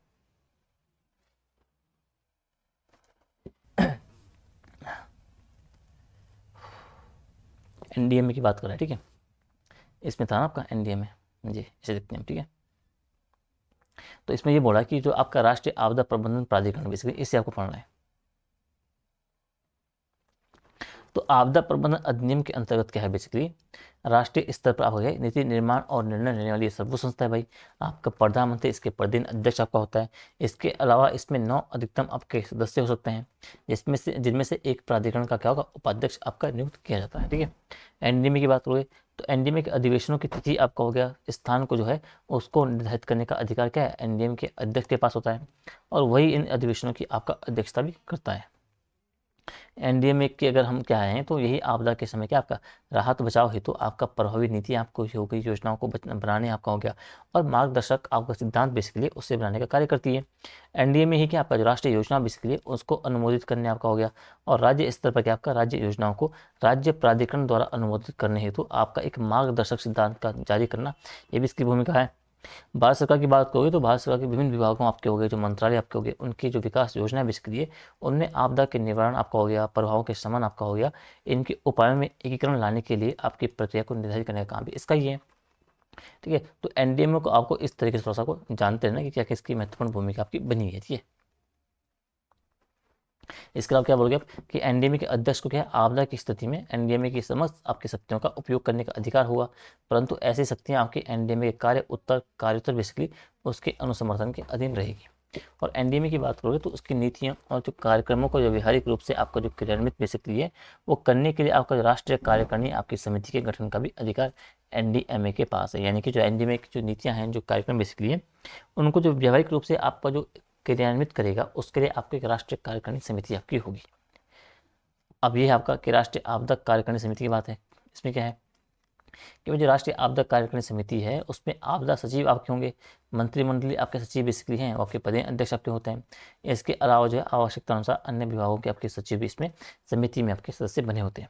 ठीक है, एनडीएमए की जो प्रक्रिया है बेसिकली उसको निर्धारित करने की आपकी नीतियाँ यही समिति आपकी बनाती है, और इसे आवश्यकता अनुसार क्या है अपने अधीन उप समितियों का गठन करने, कार्यक्रमों की निगरानी करने, राज्य एवं जिला स्तर की संस्थाओं के साथ आपका क्या समन्वय स्थापित करने, आपका हो गया राहत कैंप, स्वच्छ पेयजल की उपलब्धता, चिकित्सा सुविधा, पुनर्वास की व्यवस्था हो गया, आपदा के दौरान क्या है ऋणों को मोचित करने और जो प्रभावित हैं बेसिकली उन्हें नए ऋण जारी करने की व्यवस्था है इस समिति के पास आपको देखने को मिलती है। तो इसकी एक इंपॉर्टेंट भूमिका आपकी बनती है। और समाज के बीच क्या है आपदा प्रबंधन की हम बात करेंगे तो समाज के बीच जब आप जाओगे तो आपदा प्रबंधन की बेसिकली जागरूकता वगैरह फैलाने की बात होगी, ठीक है। और आपको जो आपदा संबंधी बेसिक सूचना बेसिकली हो गया, शिक्षा हो गया, इसको प्रोत्साहित करने का जो दायित्व तो बेसिकली इसी समिति के पास होता है, ठीक है। तो नेशनल लेवल पे एनडीएमए को आपको इस तरीके से जानते रहना है। अब स्टेट लेवल पे क्या है, स्टेट लेवल पे आपको एसडीएमए मिलेगा भाई। इसमें आपको देखना है राज्य आपदा प्रबंधन अधिनियम को आपको देखना है। इसमें क्या आपको राज्य स्तर पर आपका मुख्यमंत्री की अध्यक्षता में क्या होगा, एक राज्य आपदा प्रबंधन प्राधिकरण होगा जो राज्य में आपका आपदा प्रबंधन के लिए नीतियां बनाएगा, योजनाएं निर्धारित करेगा। तो एसडीएमए को इस तरीके से आपको देखते रहना है, ठीक है। और ये अन्य बातों के साथ साथ क्या आपका जो राष्ट्रीय आपदा प्रबंधन प्राधिकरण के द्वारा जो निर्धारित आपके दिशा निर्देश होंगे उसके अनुसार राज्य योजना जो होगी उसको अनुमोदित करेगा, राज्य योजना के क्रियान्वयन का समन्वय करेगा, समन्वय और तैयारी आपका उपाय होंगे उसके लिए प्रावधान की सिफारिश करेगा, निर्माण हो गया, तैयारी आपका हो गया, समन्वय उपाय हो गए, उनको एकीकरण सुनिश्चित करने के साथ साथ राज्य के विभिन्न विभागों के विभागों के बीच आपका क्या विकास योजनाओं की समीक्षा करने का भी ये काम करेगा, ठीक है। राज्य सरकार की हम बात करेंगे तो राज्य सरकार क्या है, राज्य आपदा प्रबंधन आपका जो प्राधिकरण है उसको अपने कृत्यों की क्या है एक निष्पादन हेतु सहायता के लिए आपका एक राज्य कार्यकारी समिति का गठन करेंगे। ये वहाँ पे सेंट्रल लेवल की थी, यहाँ पे राज्य लेवल की थी, ठीक है। अब इस समिति की बात करो भाई, तो अब जब हम बात करेंगे राज्य आपदा कार्यकारिणी समिति की, तो इसमें क्या है आपका राज्य कार्यकारिणी समिति के अध्यक्ष और राज्य सरकार के जो मुख्य होंगे वो आपके सचिव होंगे। और यह समिति आपकी जो है बेसिकली राष्ट्रीय नीति आपकी हो गई, राष्ट्रीय योजना आपकी हो गई, और आपकी जो राज्य योजना बेसिकली है उसके कार्यान्वयन, समन्वय और निगरानी का काम करता है, ठीक है। राज्य कार्यकारी समिति का जो आपदा प्रबंधन के विभिन्न पहलू बेसिकली हैं उनके बारे में क्या है आपका जो राष्ट्रीय आपदा प्रबंधन प्राधिकरण है उसको सूचना भी उपलब्ध कराता ही रहता है। कौन सी समिति बेसिकली, ठीक है। तो इसमें आपको थोड़ा सा देखते रहना है, ठीक है। अब आपको देखना जिला स्तर पे आपको देखना है कि भाई कि जिला आपदा प्रबंधन प्राधिकरण क्या है, डीडीएमए आपको क्या है भाई, ठीक है। एसडीएमए क्या है, एनडीएमए क्या है और डीडीएमए। तो एसडीएमए देखा, एनडीएमए देखा, और अब अगर आप जिला स्तर पर देख रहे हो कि जिला आपदा प्रबंधन प्राधिकरण है उसका अध्यक्ष क्या हो, जिला कलेक्टर आपका होगा, उपायुक्त आपका होगा या जिला मजिस्ट्रेट आपका होगा भाई। अब जिला आपदा प्रबंधन प्राधिकरण जो है जिला स्तर पर आपका आपदा प्रबंधन के लिए आपका योजना समन्वय आपका कार्यान्वयन निकाय आपके के रूप में आपका कार्य करता है, ठीक है। और ये आपका राष्ट्रीय आपदा प्रबंधन प्राधिकरण और जो आपका राज्य आपदा प्रबंधन प्राधिकरण है उसके द्वारा जो आपके निर्धारित दिशा निर्देश कार्य वगैरह है उसके अनुसार क्या आपदा प्रबंधन के जो प्रयोजन होंगे उसके लिए सभी आवश्यक उपाय करने का काम करेगा बेसिकली। और अन्य बातों के साथ साथ क्या है जिले के साथ क्या है जिले के लिए आपको जिला आपदा प्रबंधन योजना आपको तैयार करना आपका हो गया, राष्ट्रीय नीति आपकी होगी, राज्य नीति आपकी होगी, राष्ट्रीय योजना आपका हो गया, राज्य योजना आपकी होगी, और जिला योजना बेसिकली इन सभी के संबंध में कार्यान्वयन की निगरानी से संबंधित भी क्या है इसकी भूमिका आपको देखने को मिलती है, ठीक है। तो इसके आपको इसको बेसिकली आपको डीडीएमओ को इस तरह से आपको जानते रहना है, ठीक है। तो ये आपने देखा। अब प्रमुख कारक हम देख ही चुके हैं, ठीक है। फिर अगला ये प्रबंधन आपका सरकार जो आपका है ये भी हमें ये भी देखना है, ठीक है। यहाँ पे उत्तराखंड सरकार के क्या प्रयास है। तो पहले आप ये दोबारा देख लो कि एक तो भूकंपीय विवर्तनीय कारक आपका है, एक भूगर्भीय ढाल की बात करता है और एक ढाल की अस्थिरता की बात करता है, ठीक है। तो इन्हें आपको जानते रहना, ठीक है। तो भूकंपीय आपको पता है कि आपको जो टेक्टोनिक कारण आपका हो गया, भूगर्भीय अपने कारक अपने अभी हमने ऊपर पढ़े आपके। ढाल के अस्थिरता आप दोबारा देखो भाई कि उत्तराखंड में जो पहाड़ों की ढाल है उसका अस्थिर होना क्या है भूस्खलन की तीव्रता को बढ़ाता है। यहाँ अधिकतर पहाड़ों की तो दक्षिण ढालों पर भी सूर्य तेजी से चमकता है, जिससे क्या होता है नमी के कारण कि आप जो आपकी जो भूस्खलन की जो बेसिकली वो स्पीड आपकी बढ़ जाती है, अधिकता होती है। और वर्षा आप जब ऋतु में देखते हो तो वर्षा की अधिकता के कारण क्या आपका जो ढाल बेसिकली उस पर जब पानी आपका रुक नहीं पाता है जिससे आपकी बाढ़ आ जाती है बेसिकली, और मिट्टी का अधिक आपका कटान हो जाता है। हिमालय के सबसे उत्तरी भाग आप देखते हो इसमें इन ढालों पर क्या है हिम बर्फ की जो ऊर्ध्वाधर परतें आपकी जम जाती है, उससे पहाड़ आपके होते हैं बर्फ के भार को अधिक दिनों तक नहीं रोक पाते हैं, इसलिए आपके हिमखंड टूटते हैं और ढाल भी आपका अस्थिर आपका हो जाता है, ठीक है। आप आगे बोलोगे कि भाई जो आपका वर्णावत पर्वत है उसके ढाल में जो परिवर्तन हो रहा है वो भी आपका क्या है हर्षिल जो भूस्खलन हुआ था उसका आपका इसी का परिणाम है, ठीक है। जैविक कारण क्या बोल गए कि वनों का अधिक कटान, जैव विविधता का ह्रास, जल संसाधन को मतलब गहराई में जाना, भूमि का कटान ना बोल गए। मानवीय कारण आपको ये वनों का अंधाधुंध कटान, अनुचित भवन निर्माण, नदी नालों पर का आवासीय क्षेत्र ये सब ऊपर दिख चुके हैं। ठीक है। अनियमित चुगान आपका हो गया, अनियोजित आपका अवैध खनन, मलबे का आपका डंपिंग जो हो गया, कृषि भूमि का विस्तार, शिक्षा और जागरूकता का, ये सब भी ऊपर हमने देख लिया है। ठीक है। अब आपका ये आ रहा है कि आपदा प्रबंधन हेतु उत्तराखंड सरकार के क्या क्या प्रयास अभी किए गए, इनको बेसिकली आपको थोड़ा सा दिख रहे हैं, 10-11 प्रयास है। और फिर आपका जो ये टॉपिक खत्म हो जाएगा। फिर हमें एनडीआरएफ देखना है और फिर हमें देखना है एसडीआरएफ। ठीक है।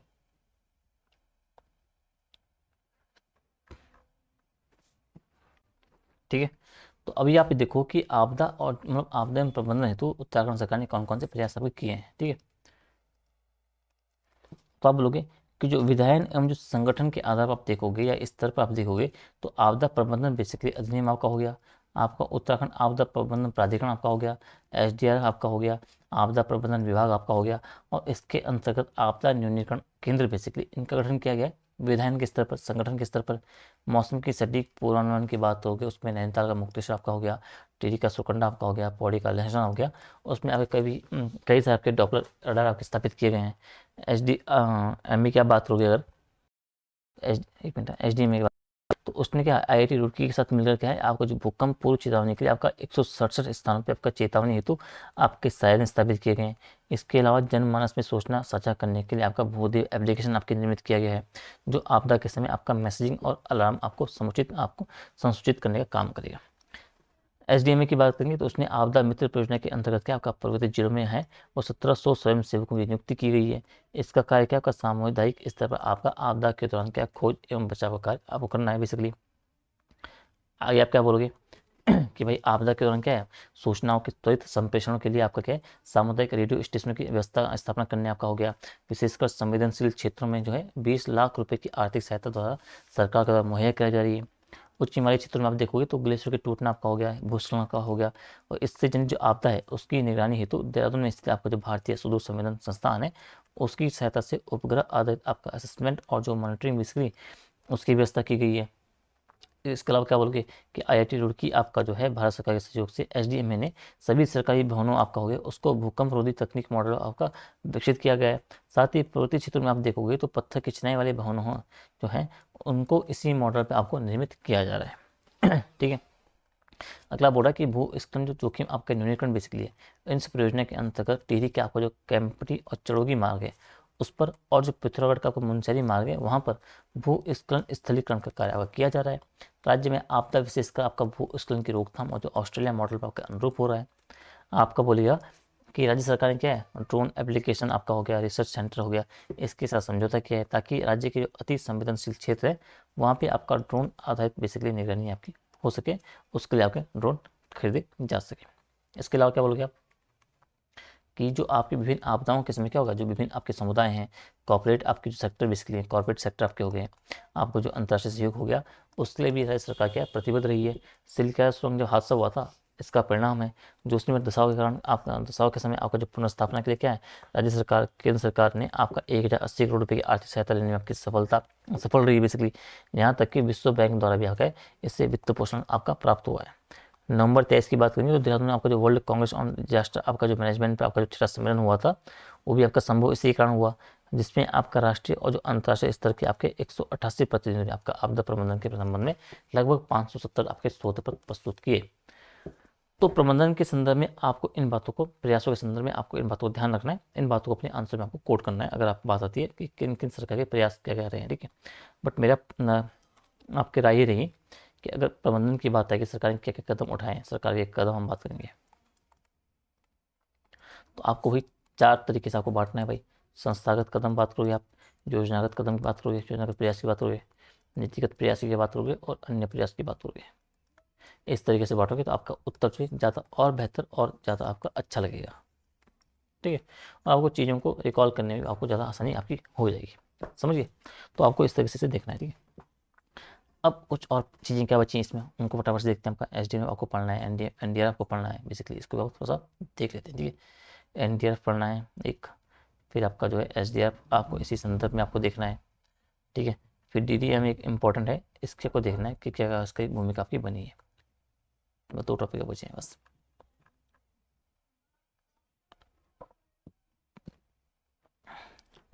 ठीक है।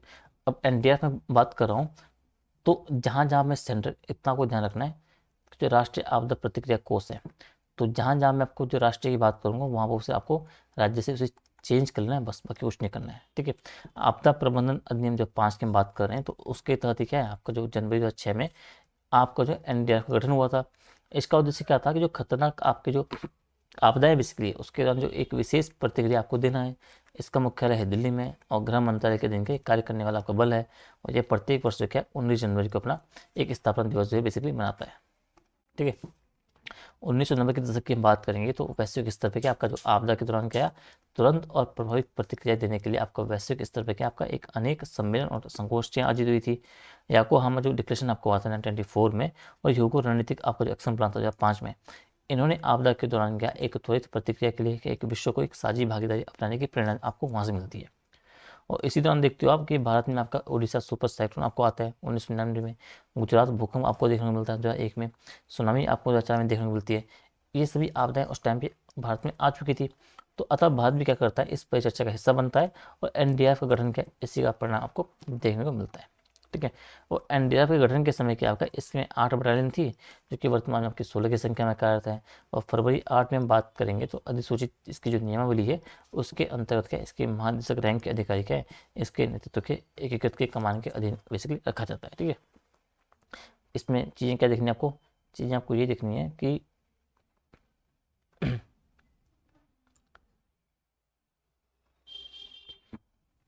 इसके अलावा ये देखो कि भाई इसमें आईजी और जो डीआईजी रैंक के भी अधिकारी होते हैं, जिन्हें आईपीएस से आपका लिया जाता है। प्रत्येक बटालियन में आपका लगभग 1150 सैनिक हैं, जवान कार्यरत हैं। देश के विभिन्न आपके 12 स्थानों पर इनकी दूरी की सुविधा के आधार पर नियुक्त किया गया है। इनकी आपकी गाजियाबाद आपका हो गया, पटना आपका हो गया, बठिंडा हो गया, इनमें आपके बटालियन हैं। आवश्यकता पड़ने पर उत्तराखंड राज्य आपका जो मोचन सेवाएं आपको उपलब्ध कराने में सक्षम है, ठीक है। इन बटालियन के आपके प्रशिक्षित जवान बेसिकली उनके साथ साथ आपके चिकित्सक होते हैं, विशेषज्ञ होते हैं, इलेक्ट्रिशियन होते हैं, डॉग स्क्वाड होते हैं, और अन्य तकनीकी सेक्टर बेसिकली उनकी जो जानकार के लोग जो कर्मी हैं वो आपके चुने जाते हैं, ठीक है। और इन बटालियनों में आप जब देखोगे तो बीएसएफ आपका हो गया, सीआईएसएफ आपका हो गया, सीआरपीएफ आपका हो गया, एटीपी आपका हो गया, एसएसबी आपका हो गया, और आपके जो असम राइफल हैं उनके जवानों को बेसिकली इसमें नियुक्त किया जाता है, ठीक है। अब एनडीआरएफ बेसिकली है वो आपदा के दौरान क्या आपका सर्च करता है, बचाव करता है, राहत कार्य करता है, आपका जैसे भोजन, दवाइयाँ आदि की सेवाएं उपलब्ध और व्यवस्थाएं उपलब्ध कराने का काम करता है। और आपदा के दौरान आप देखोगे तो एक सक्रिय उपलब्धता की अवधारणा को जो है राहत जो परंपरा का जो बेसिकली है उन आपदाओं के साथ आपका जो CBRN बेसिकली आपका जो केमिकल आपका हो गया, जो बायो आपका रासायनिक हो गया, जो जैविक हो गया, आपका जो रेडियोलॉजिकल हो गया, और जो आपकी न्यूक्लियर आपदाएं बेसिकली है, उन स्थिति में भी क्या है कि त्वरित प्रतिक्रिया उपलब्ध कराने का काम इसका बना है, ठीक है। तो एनडीआरएफ के जवानों को बेसिकली आप देखोगे तो एक तो उन्हें हेलिस्लाइड प्रशिक्षण दिया जाता है, आपका बाढ़ और जो आपका बहाव रोध प्रशिक्षण आपको दिया जाता है। स्विस के साथ आप देखते हो तो विशेषज्ञों के द्वारा एक डॉग स्क्वाड प्रशिक्षण आपको दिया जाता है, CBRN प्रशिक्षण आपको दिया जाता है, और अन्य आपके विभिन्न जो प्रतिक्रियात्मक संस्थाओं के साथ के समन्वय स्थापित करने का भी उन्हें प्रशिक्षण दिया जाता है बेसिकली, ठीक है। तो ये आपको थोड़ा सा जानते रहना है। एनडीआरएफ की बात करेंगे तो इन जवानों की प्रतिक्रिया आपको दस्ता बढ़ाने हेतु क्या उन्हें चीन हो गया, कोरिया, फिनलैंड, जो न्यूजीलैंड, जापान, अलग आपके देश बेसिकली इनमें आपका एक विदेशी प्रशिक्षण कार्यक्रम में भाग लेने के लिए भेजा जाता है। एनडीआरएफ की बात करें तो उन्होंने अपने गठन से लेकर अब तक अनेक गतिविधियों में अपनी सेवाएं देकर के अपनी सार्थकता को दिखाया है भाई। 2012 में आपको जो जालंधर फैक्ट्री में आपकी ढही थी, चाहे 2013 में आपको उत्तराखंड की आपदा हो, केदारनाथ की आपदा हो, सितंबर 14 में आपके जम्मू कश्मीर आपकी बाढ़ आई हो, बिजली आपकी हो, संचार सड़क व्यवस्था ठप होने में आपके हजारों लोगों की जान बचाई थी उन्होंने, ठीक है। आपका बालासोर आपका ट्रेन हादसा हो, 2023 में आपका सिल्क सुरंग आपका हो गया, ठीक है, सुरंग आपका बेसिक हो गया, उसमें आपके जो मजदूर फंसे थे। तो मतलब कई मामलों पर क्या है इन्होंने आपकी सक्रिय भूमिका आपको निभाई, इनको आपको जानते रहना है, ठीक है। और भारत ही नहीं आपके विदेशों में आपकी जो घटित घटनाएं बेसिकली होती है वहाँ भी उन्होंने समय से अपनी आपकी सेवाएं दी हैं, ठीक है। आपका 2015 आपको जो नेपाल में भूकंप आया था, 2023 में आपका जो तुर्की में आपका जो सीरिया में आपके जो तीव्रता के जो भूकंप आए थे, उनके टाइम पे इनकी भूमिका आपको देखने को मिलती है, ठीक है। तो एनडीआरएफ में आपको इन बातों को थोड़ा सा आपको जानते रहना है, ठीक है। ठीक है। तो एनडीआरएफ आपने देख लिया। तो एसडीआरएफ की बात आई है तो एसडीआरएफ में सेम आपको जो चीज़ हमने एनडीआरएफ में डाली आपको बस एसडीआरएफ का नाम चेंज करना है, वही उनकी भूमिका है। जो एनडीआरएफ की सेंटर के संदर्भ में थी वो आपके एसडीआरएफ की क्या होगी, राज्य के संदर्भ में आपकी हो जाएगी। बस आपको इतना ध्यान रखना है, बस बाकी इसमें कुछ है नहीं।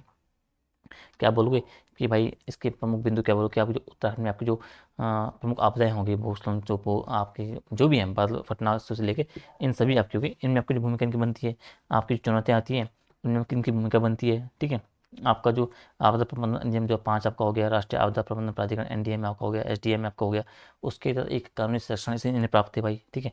गठन का उद्देश्य की बात होगी तो उद्देश्य आपका इसी तरीके से हुआ कि भाई उत्तराखंड में जो किसी प्राकृतिक घटना आपकी होगी, जो आपकी आपदा होगी, उसमें तत्काल राहत आपके देंगे, बचाव कार्य आपका करेंगे, ये आपका गठन का उद्देश्य आप बोल सकते हो। प्रतिक्रिया और जो बचाव कार्य के आप में क्या बोलोगे कि आपदा के प्रभावित क्षेत्र हैं वहाँ से आपके जो मलबे को हटाना, मृत और घायलों की पहचान करना, इनको बाहर निकालना, प्राथमिक उपचार, ये सब इनकी आपकी प्रतिक्रिया है, बचाव कार्य है। मनोबल बढ़ाना आपका हो गया, सब प्रबंधन आपका हो गया, जन जागरूकता आपका बढ़ाना हो गया, समन्वय आपका हो गया एनडीएम में और एसडीएम के बीच, ठीक है।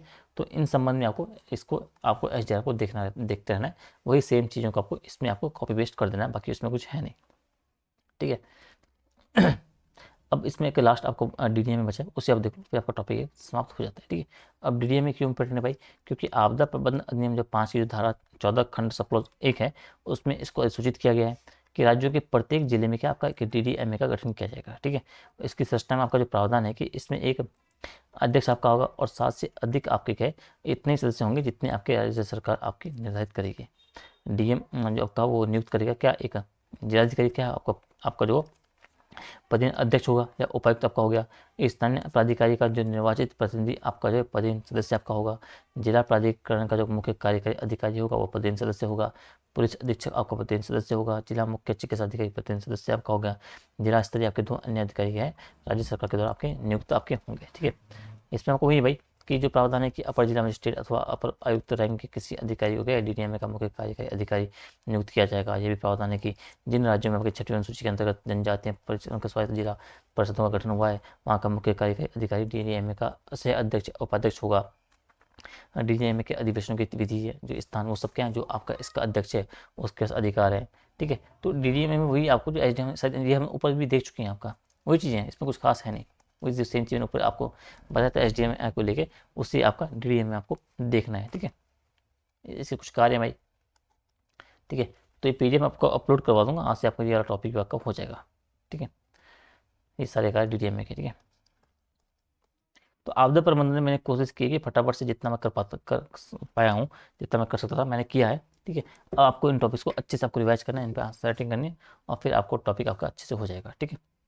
कोशिश करनी है कि आपदा को लेकर प्रबंधन में आपका जो करंट इश्यूज रहे, करंट के टॉपिक रहे, उनको आपको लिंक करना है, ठीक है। चाहे आपको थ्राली वाली आपदा हो, चाहे आपका बाकी कहीं की आपदा हो, उनको लेके चलना है। भूस्खलन आपका हो गया, क्लाउड बर्स्ट आपका हो गया, ठीक है। तो इनसे आपके चांसेस रहते हैं आपके सवाल बनने के। तो ये आपकी टॉपिक आपका हो गया, यूनिट आपकी हो गई है। अब आपका बचा है उत्तराखंड मानव संसाधन एवं सामुदायिक विकास, इसे हम देखेंगे प्रॉपर तरीके से और फटाफट से हम आप क्या करेंगे, आपका जो सिलेबस है आपका पूरा हो जाएगा, ठीक है। तो अभी के लिए इतना ही है, मिलेंगे तो कल सुबह आपका जो क्लास स्टडी है उत्तराखंड फर्स्ट की, उसमें आपका करंट अफेयर मैंने शुरू कर दिया। तो हम आज हम थोड़ा थोड़ा देख पाए थे, कल हम थोड़ा सा लंबी क्लास रखेंगे और मैक्सिमम टॉपिक आपका जो है कवर करने की कोशिश करेंगे, ठीक है। तो तब तक के लिए टाटा बाय बाय, ध्यान रखिए, अच्छे से तैयारी करिए, चैनल को लाइक से सब्सक्राइब करिए, अधिकतम बच्चों तक आपको शेयर करना है, अपने डाउट्स वगैरह टेलीग्राम और कमेंट में आपको बोलना है, ठीक है। तो मिलते हैं सुबह, तब तक के टाटा बाय।